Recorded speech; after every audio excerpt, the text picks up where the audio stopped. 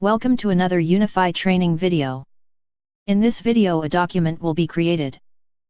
Select your project from the drop-down list. Then press the New button.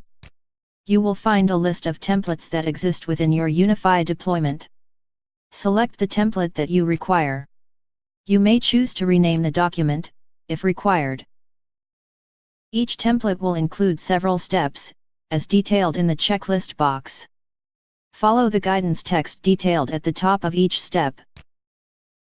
Click Save and continue to move to the next step.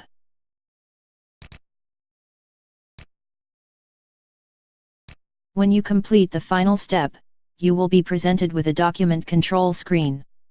Here you can choose to view your document in HTML format, or view it as a PDF.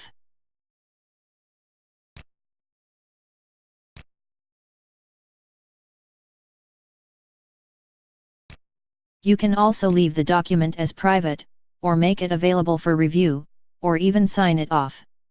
If you click Close, you can see that the Documents tab now displays all documents associated with your project, as well as their status and modified date.